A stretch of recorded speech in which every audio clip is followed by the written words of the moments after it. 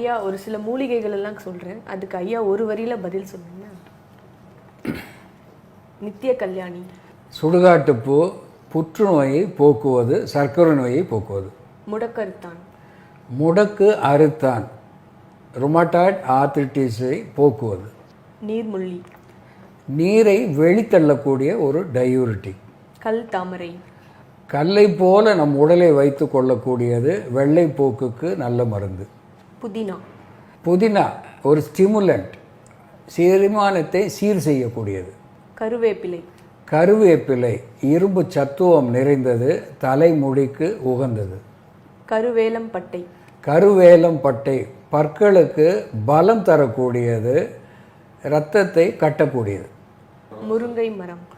முருங்கை முருகன் கை என்று சொல்லுகின்ற வகையிலே மனிதனுக்கு எல்லா வகையிலேயும் எல்லா மருத்துவத்தையும் தரக்கூடியது. அத்தி. அத்தி துவர்ப்புடையது, வயிற்று புண்களை ஆற்றக்கூடியது, மலச்சிக்கலை போக்கக்கூடியது. வேப்பம் பட்டை. வேப்பம் பட்டை பல நாள்பட்ட தோல் நோய்களை போக்கக்கூடிய ஒன்று. பன்னீர். பன்னீர் உடலுக்கு குளிர்ச்சி தரக்கூடியது, கண்களுக்கு குளிர்ச்சி தரக்கூடியது. புங்கை மரம். புங்கை மரம் தோல் நோய்களுக்கு மருந்தாகிறது, சர்க்கரை நோய்க்கு மருந்தாகிறது. அரச விதை. அரச விதை ஆண் மலட்டுக்கும் பெண் மலட்டுக்கும் அற்புதமான மருந்தாகிறது. ஆலம் விதை. ஆலம் விதை மலட்டுத்தன்மையை போக்கக்கூடியது. பூனைக்காளி விதை. பூனைக்காலே ஆணுக்கு ஆணை பலத்தை தரக்கூடியது. கரிசலாங்கண்ணி.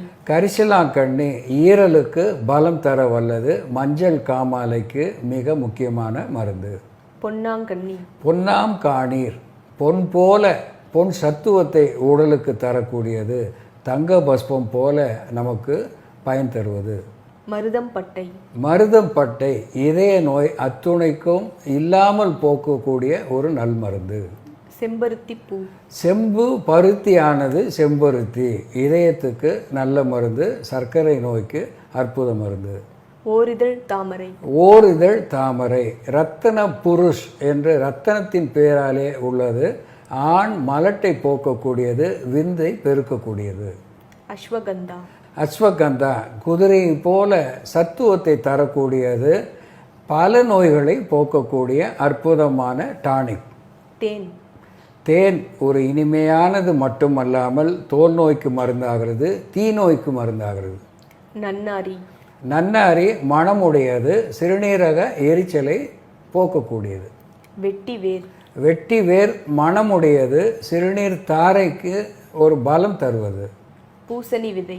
பூசணி விதை ஆணுக்கு பலம் தருவது, உடலுக்கு பலம் தருவது, உடல் எடையை கூட்டக்கூடியது. கடுக்காய். கடுக்காய் வயிற்று கழிவுகளை வெளித்தள்ளக்கூடியது, உட்புண்களை ஆற்றக்கூடியது. திரிபலா. திரிபலா கடுக்காய், நெல்லிக்காய், தாண்டிக்காய் இவை மூன்றுமே கழிவுகளை வெளித்தள்ளக்கூடிய ஒன்று. நந்தியாவட்டை. நந்தியாவட்டை கண்களுக்கு இதம் தரக்கூடியது, கண்கள் குறைபாடுகளை போக்கக்கூடியது. துளசி. துளசி என்பது இதயத்துக்கும் சரி, குடலுக்கும் சரி, சிறுநீரகத்துக்கும் சரி, உள் உறுப்புகளுக்கு பலம் தருவது, ஆஸ்மாவுக்கு நலம் தருவது. இஞ்சி. இஞ்சி ஒரு ஸ்டிமுலண்ட், குடல் உறுப்புகளை தூண்டி செரிமானத்தை சீர் செய்யக்கூடியது, குருதியை நன்கு ஓடச் செய்வது. சுக்கு. சுக்கு இஞ்சி காய்ந்த போது சுக்காகிறது, வாயு தொல்லைக்கு நல்மருந்தாகிறது. வில்வம். வில்வம் ஒரு அனபாலிக் ஸ்டெராய்டு என்று சொல்லுகின்ற வகையிலே புரியாத நோய்க்கு அது மருந்தாகிறது, ஒரு நல்ல பலத்தை தருவதாக விளங்குகிறது. புளியம்பட்டை. புளியம்பட்டை துவர்ப்பு உடையது, குருதியை கட்டக்கூடிய ஒன்று. வேலிப்பருத்தி. வேலிப்பருத்தி ஆஸ்துமா நோய்க்கு அற்புத மருந்தாகிறது, நுரையீரல் நோய்களை வெளித்தள்ளக்கூடிய ஒன்று. தாமரை. தாமரை கமலம் என்று சொல்லுவார்கள், இதய கமலத்துக்கு ஒரு உன்னதமான மருந்தாக விளங்குகிறது. நாயுருவி. நாயுருவி அறிவுக்கு சிறந்த மருந்தாக, புதனுக்கு உகந்த மூலிகையாக விளங்குகிறது. யானை நெருஞ்சில். யானை நெருஞ்சில் சிறுநீரக கற்களை போக்கக்கூடியது, வெள்ளைப்போக்கை தவிர்க்கக்கூடியது. அருகம்புல். அருகம்புல் குருதியை கட்டக்கூடியது, புரதச்சத்து மிகுந்தது. கவுனி அரிசி. கைக்குத்தல் அரிசி, சிவந்த அரிசி, புரத சத்துவம் நிறைந்தது, உடலுக்கு பலம் தருவது. திணை மாவு. திணை, தேனும் திணையும் முருகன் விரும்பி சாப்பிட்டது, மனிதனுக்கு நல்ல பலம் தருவது, பல நோய்க்கு தடுப்பணையாக விளங்குவது. கொள்ளு. கொள்ளு, கொழுத்தவனுக்கு கொள்ளை கொடு என்று சொன்னார்கள். கொழுப்பை கரைக்கக்கூடியது கொள்ளு. உளுந்து. உளுந்து, உளுத்து போகின்ற உடலை பலப்படுத்துவது உளுந்து. பாசிப்பயிறு. பாசிப்பயிறு உடலுக்கு பலம் தருவது, குளிமை தருவது. துவரை. துவரை ஒரு அற்புதமான புரதச்சத்து நிறைந்தது, அன்றாடம் பயன்படுத்த உகந்தது. கோதுமை.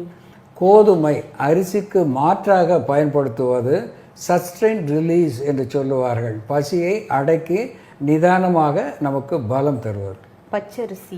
பச்சரிசி சாதாரணமாக உஷ்ணம் என்று சொல்லுவார்கள், வெகு சீக்கிரத்திலே செரிமானம் ஆகக்கூடியது.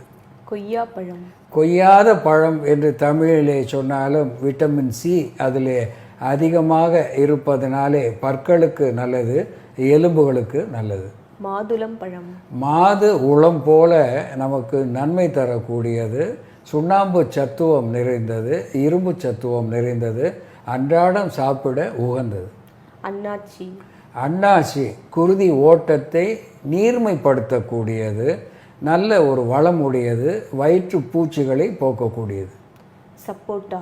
சப்போட்டா சுண்ணாம்பு சத்துவம் நிறைந்தது, எலும்புகளுக்கு பலம் தர வல்லது.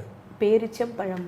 பேரிச்சை இரும்பு சத்துவம் நிறைந்தது, ஹீமோகுளோபின் அதிகமாவதற்கு ஒரு நல்ல மருந்தாகிறது.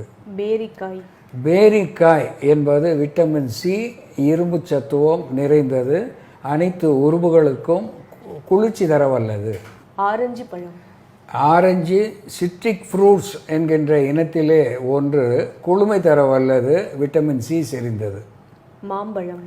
மாம்பழம் உடலுக்கு பலம் தர வல்லது, அதிகமாக சாப்பிடுகின்ற பொழுது வயிற்றுப்போக்கை தர வல்லது, மாங்கொட்டை வயிற்றுப்போக்கை போக்கக்கூடியது. பலாப்பழம். பலாப்பழம் முப்பழங்களிலே ஒன்றாக இலக்கியம் சொன்னாலும் அது மாந்தம் என்று மருத்துவம் சொல்லுகிறது, ருசிக்காக சாப்பிடலாம். பிளம்ஸ். பிளம்ஸ் என்று சொல்லுகின்ற பொழுது அது விட்டமின் சி செறிந்தது, இரும்பு சத்துவம் மிகுந்தது. நெல்லி. நெல்லி அதிகமானுக்கு அவ்வை தந்தது, உயிர் வளர்ப்பது, விட்டமின் சி அதிகமாக செறிந்தது, அது குடலுக்கு உள் உறுப்புகளுக்கு அத்துணைக்கும் பலம் வாய்ந்தது. பப்பாளி. பப்பாளி சர்க்கரை நோயாளிகள் சாப்பிடக்கூடிய ஒரு பழம். இந்த பெப்பைன் என்று சொல்லுகின்ற மருந்து புற்றுநோயை கூட தடுக்கக்கூடிய ஒன்று. நாவல் பழம். நாவல் ஜம்போலினம் என்று சொல்லுகின்ற நாவல் சர்க்கரை நோய்க்கு மருந்தாகிறது, துவர்ப்பு சுவையுடையது, குருதியை கட்டக்கூடியது. செவ்வாழை. செவ்வாழை ஆண்மையை பலப்படுத்தக்கூடியது, உடலுக்கு பலம் தர வல்லது. பீட்ரூட். பீட்ரூட் குருதியை அதிகமாக்கக்கூடிய ஒன்று. கேரட். கேரட்டு புற்றுநோயை தடுப்பது மட்டுமல்லாமல் கண் பார்வையை தெளிவாக்கக்கூடிய ஒன்று, வெள்ளை தோலுக்கு வெண்புள்ளிகளுக்கு அற்புதம் மருந்தாகிறது. முள்ளங்கி. முள்ளங்கி முள் போல அங்கி உடலுக்கு பலம் தரக்கூடியது, அத்துணை உறுப்புகளுக்கும் நலம் தரக்கூடியது. பாதாம். பாதாம் பருப்பு குருதியிலே இரும்பு சத்துவத்தை அதிகப்படுத்தக்கூடியது, உடலுக்கு குளிர்ச்சி தர வல்லது. ஆமணக்கு. ஆமணக்கு வயிற்றில் இருக்கின்ற அழுக்கை வெளித்தள்ளக்கூடிய ஒன்று, கல்லீரலுக்கு பலம் தரக்கூடிய ஒன்று. கோவக்காய். கோவைக்காய் சர்க்கரை நோய்க்கு மருந்தானது, ஈரலை பலப்படுத்தக்கூடிய ஒன்று. பீர்க்கங்காய். பீர்க்கங்காய் குளுமை நிறைந்தது, ஆனாலும் நார்ச்சத்து மலச்சிக்கலை உடைக்கக்கூடியது. ஆடாதொடை. ஆடாதோடை என்பது ஆஸ்துமா என்கின்ற நோய்க்கு அற்புத மருந்தாகிறது, ஈரலுக்கு ஒரு நல்ல பலமாகிறது. வன்னி. வன்னி என்பது ஆஸ்துமா நோய்க்கு மருந்தாகிறது, குருதி சுத்திகரிப்புக்கு அது ஒரு அற்புத மருந்தாகிறது. நிலவேம்பு. நிலவேம்பு இந்த பிளேட்லெட்ஸ் என்று சொல்லுகின்ற இரத்த வட்டு அணுக்கள் குறையாமல் பார்த்து கொள்ளக்கூடிய ஒன்று, விஷக்காய்ச்சல்கள் அத்துணைக்கும் இது ஒரு நல் மருந்து. இடி தாங்கி வேர். இடி தாங்கி வேர் என்பது மனிதனுக்கு ஒரு உள் உறுப்புகளுக்கு ஒரு ஸ்டிமுலண்ட் என்கின்ற ஊக்குவிப்பானாக விளங்குகிறது. கசகசா. கசகசா உள்ளுக்கு பலம் தருவது, லேசாக நித்திரை தருவது. ருத்ராட்சம். ருத்ராட்சம் ஆஸ்துமா போன்ற நோய்களுக்கு, முத்தோஷம் என்கின்ற வாத பித்த சிலேத்துமத்துக்கு மருந்தாகிறது. மகிழ மரம். மகிழ மரம் உடலுக்கு பலம் தருவது, நுரையீரலுக்கு நலம் தருவது. நாகலிங்கம். நாகலிங்கம் பல்வேறு விஷத்தன்மைகள் உடையது என்பதனாலே வெளிப்பூச்சி மருந்தாகி தோல் நோய்களை போக்குகிறது. திருவோடு. திருவோடு என்பது மிக அரிதாக கிடைக்கக்கூடிய ஒன்று. அதனுடைய சாம்பல் புண்களை ஆற்றக்கூடியது. வைத்திருக்கின்ற உணவை அது கெடாமல் பாதுகாக்கக்கூடியது. வெண்பூசணி. வெண்பூசணி கூஷ்மாண்டம் உடலுக்கு பலம் தருவது, உடல் எடையை கூட்டுவது. பாகற்காய். பாகற்காய் கசப்புடையது, சர்க்கரை நோய்க்கு மருந்தாகிறது. ஒரு ஹெப்பாட்டோ ப்ரொடெக்டிவ் என்கின்ற வகையில் ஈரலுக்கு பலம் தர வல்லது. கொடுக்காப்புளி. கொடுக்காப்புளி இரும்பு சத்துவம், விட்டமின் சி செறிந்தது, எலும்புகளுக்கு பலம் தருவது.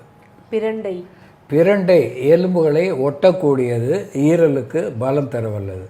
வெற்றிலை. வெற்றிலை வெற்றி தருகின்ற இலை, உள் உறுப்புகள் அத்துணை நோய்களுக்கும் ஒரு அற்புத மருந்து வெற்றிலை. செரிமான சீர்கேடுகளுக்கு முதல் நிலை மருந்து.